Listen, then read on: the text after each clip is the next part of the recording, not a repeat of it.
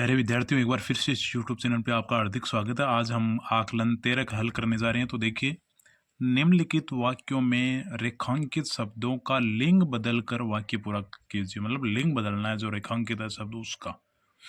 चूहा, तो चूहे का लिंग बदलना होगा हमें। चूहा बिल में घुस गया और चूहिया बाहर रह गई, तो चूहिया भर दिया हमने। घोड़ा, अब घोड़े का लिंग बदलना होगा इसमें। घोड़ा और घोड़ी घास चर रहे हैं, घोड़ा का घोड़ी हो गया। अब इसमें देखो, और बालिका पुस्तक पढ़ रहे हैं, तो बालिका का बालक हो जाएगा। बालक और बालिका पुस्तक पढ़ रहे हैं। इस प्रकार चूहा का चूहिया हो गया।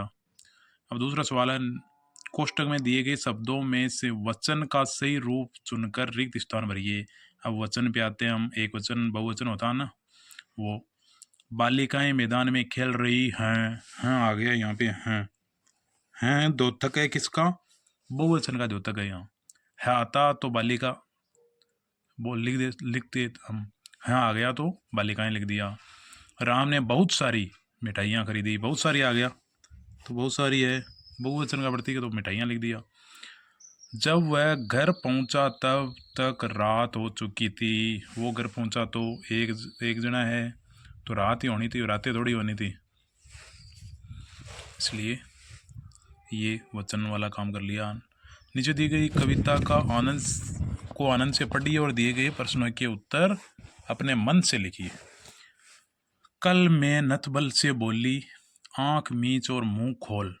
उसने सोचा होगा मन ही मन, आता है लड्डू मुंह में गोल। मतलब कोई लड़की है, वो नतबल से बोली, नतबल नाम की कोई लड़की से बोली होगी कि आंख तो बंद कर और मुंह खोल। और तो नतबल ने सोचा कि मुंह खोलने के बोल रही है, आंख बंद करने को बोल रही है, तो लड्डू खिलाएगी, मुंह में लड्डू आएगा। मैंने झटपट गिन डाले उसके मुंह में कितने दांत। और मैंने, जो ये लड़की है वो बोल रही है, जो उसके दांत गिने, उसने मुंह में कितने दांत हो। और बनावट दे उसकी। फिर मैं बोली अपनी बात, और उसकी बनावट देगी कि दांतों की बनावट कैसी है, आगे पीछे तो नहीं है। और उससे बोली, बोल कविता बोल सुनीता, अपने मुंह में कितने दांत। और बाद में कविता और सुनीता से पूछा कि आपके कितने दांत हैं मुंह में। ये कविता थी। मैंने नतबल से कहा, आँख मीचने को मुंह खोलने को दोनों ही है, आँख मीच और मुंह खोल, तो दोनों लिख दिया। मुंह खोलने पर मैंने क्या किया, मुंह में कितने दांत हैं ये गिने, दांत गिने। हमें दांतों को साफ रखना चाहिए प्रतिदिन, मतलब डेली साफ करना चाहिए। निम्नलिखित में भिन्न शब्द है। भिन्न शब्द मतलब अलग शब्द कौन सा है? तो अलग शब्द को दांत, मुंह, आँख, शरीर के अंग तीनों। हंस अलग हो गया, जानवर का नाम।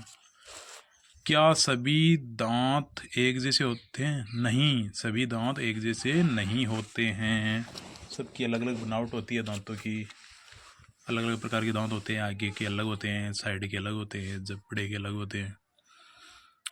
दांतों में दर्द कब होता है? आमतौर पर दांतों में दर्द ज़्यादा गर्म या ठंडा खाना खाने व दांतों की सफाई ना रखने से होता है।